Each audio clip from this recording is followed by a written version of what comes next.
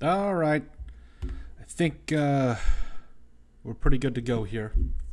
We're just trying something new out, a new way of going live here. So I hope you guys enjoy the way we're going to do this from now on. So, yeah, we're just getting moving here. Just going to talk about a couple different things as it pertains to how the preseason games went down last night. So I'm really excited to see how this all turns out. So we're going to start with our latest edition of Heroes and Zeros. Between the Washington football team and the New England Patriots, it was a great game last night. It actually really was. And there was a lot to take away, if you ask me. I think there were a lot of teams and a lot of players that showed out. And I think it was a really cool showing from both teams.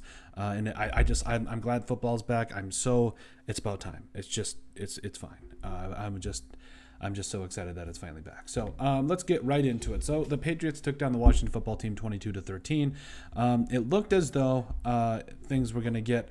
The Patriots started off, with a 6-0 lead, then Washington scored right before the half, with a nice run from, I believe, from the top of my head, I believe it was Peyton Barber. So we're gonna go through some heroes. So for heroes for me, I felt it really was. It started out with the entire quarterback group for the Washington football team. Now, Steven Montez. Now he did throw a pick that was a little bit high, but I really thought he came out and played well. Taylor Heineke, who I think should start over Ryan Fitzpatrick. Heineke went 9 for 15 for 86 yards. Montez also, by the way, 17 of 24 for 108 yards, a touchdown and a pick. He came back from that pick. That's all you can ask for from a backup quarterback, and you love to see it. So.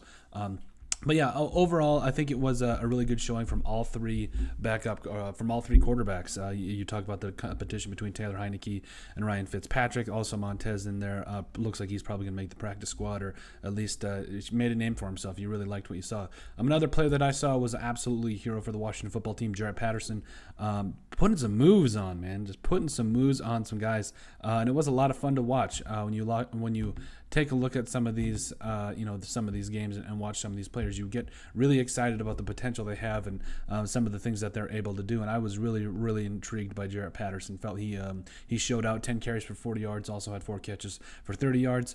But yeah, and it pretty cramped running back stable as is. J.D. McKissick, Antonio Gibson, and Peyton Barber. I felt like Patterson really was a player that might be just the odd man out, unfortunately. But I think at the end of the day, when you come out and show that what you can do like he did, I think that really bodes well for him moving forward, and I think he's going to continue to do that in the preseason, and we'll have to see how the rest pans out. But those are just a couple players so far that I thought were also worth a note. Also, De'Ami Brown caught 2 passes for 16 yards. When you look at basically what this entire Washington football team consists of, it's got 2 starting quarterbacks. You've got Terry McLaurin at wide receiver, and the rest of it, honestly, this entire Washington football team, in my mind, is so talented. So when you get a guy like De'Ami Brown who's going to come in and just absolutely annihilate people, I think it's intriguing, because this offense was the reason this team just couldn't quite make that step into the next round of the playoffs. But you love what you see.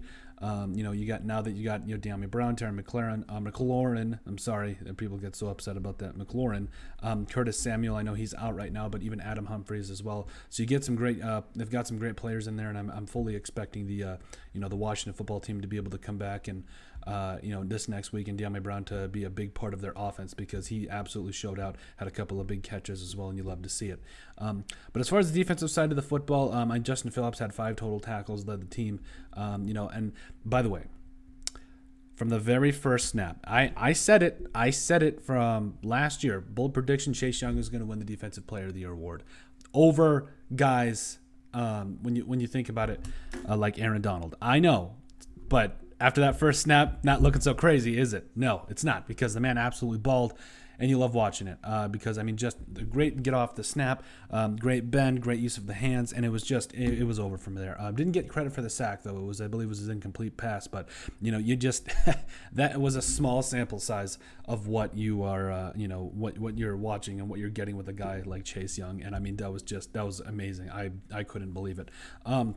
Overall, so as far as the zeros for the Washington football team, I think it's pretty obvious. Dustin Hopkins, missed miss 2 kicks in a close game like this, those really make a big difference. And to be able to come away with no points in those situations, absolutely a huge Debbie Downer for that team. So I don't know what's going to have to happen to have to bring in more competition or whatever, or just get him back to where he should be, because the Washington football team, they're a good football team, but they're also in a weird division, and the NFC is pretty tough too. So if they want to make a mark, they got to make sure they got their kicking game all together. And it's just kind of one of those things. The kickers are either your best friend or your biggest enemy, unfortunately, and that's kind of an unfortunate thing, or the way it is about it. But that's just really honestly how it is. But overall, actually, I like it a lot what I saw from the Washington football team. Not a whole lot that really stuck out to me. Obviously, I felt like the Patriots were able to get some pressure. Actually, now that I think about it, I do wish, guys like William Bradley King, Derek Forrest, all those guys were able to get a little bit more pressure. I think it would have boded better for them, because, the Patriots were able to get pressure, but the Washington football team only managed to sack on the night. So especially, Mac Jones looked like he was completely free for most of the night, if not all of it. So you want to see more pressure from this defensive unit. You're happy with the current progress they have, but of course they didn't have their starters, and you just want to see more guys that will make an impact moving forward. But I don't think there's anything to be worried about there. So on the New England Patriots side of the football, man, I may be going out on a limb here for saying this, but I think Mac Jones is ready right now. Yep, I absolutely believe it. I believe he is ready to go, and I think that it really showed in how poised he was in the pocket, and as well as some of the throws he was able to make. By the way, Taylor Heineke made some great throws too. I didn't say enough about Heineke. I think he deserves to start again. But Mac Jones went 13 of 19 for 87 yards, no touchdowns, no picks. Cam Newton 4 of 7 for 49 yards, no touchdowns and no picks. So at the end of the day, I believe Mac Jones is ready right now. He absolutely showed it, in my opinion, last night. And yes, you're probably going to wait to kind of give him more of an opportunity. But at the end of the day, I did really like what I saw from Mac Jones. A guy that, when he stood tall in the pocket, delivered some throws when he had to, and the rest was history. The rest was absolutely history. Another winner, Ramondre Stevenson. 10 carries, 127 yards, 2 touchdowns. That big one at the end there, that was it was just a lot of fun.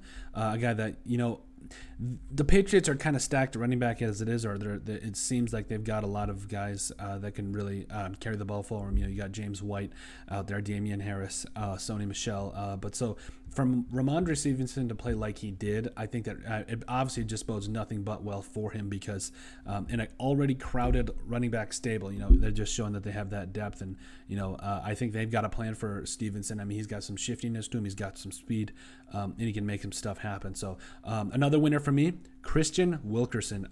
Now it wasn't like he had huge plays, but the plays that he did make were they were impressive. And you love what you see from a guy like Wilkerson. If we're being quite honest, the Patriots just don't have a ton of weapons to see a guy that of Wilkerson's caliber with who's 6'1", 214 out of Southeast Missouri State. You love to see it because they need to find some weapons moving forward for Mac Jones and be able to bring something for this next year. And I think it was a lot of fun to watch. And overall, 6 catches for 39 yards. You take a look at that, and it doesn't look like it's off the charts. But make no mistake, there was no shortchanging what he did in terms of being a security blanket for Mac Jones. So loved what I saw from him. And I think at the end of the day, we'll find and we'll be surprised with how well some of these players, kind of shine through. Guys like Jonnu Smith, obviously James White's going to get the football. Kendrick Bourne, Jacoby Myers, and even maybe in Harry. I know he requested a trade a little bit ago, but we'll have to see how all that ends up. But I do expect a lot of these wide receivers to make some big impacts. Also, Joanne Williams also had a pick. Now, again, it really wasn't necessarily his doing. It was an overthrow by Montez, but you still that bodes well for Williams. And then overall, not a lot of things I didn't like about either team. If I'm being honest though, there is a time where you want some of your draft picks to be able to shine through. And I felt like the Patriots, you first draft Mac Jones, who obviously went out and played and did his thing, which was impressive. But I didn't really see a whole lot from Christian Barmore. I don't know if he's injured.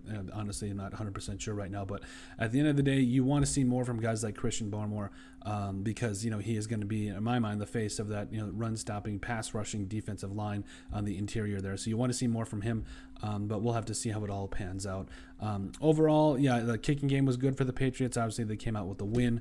A lot to like, but let us know what you guys think, because I know this was a fun game. It's a really lot of fun to see some of these newer players get in there and make some plays. So let us know what you guys think. Make sure you guys like, subscribe down below, leave a like and a comment. It helps people find the show. Visit our website at thesportsbriefpodcast.com. And we're just going to continue to keep you guys updated on our Heroes and Zeros segment, rather, for some of these games going on in the preseason and the regular season. So let us know what you guys think.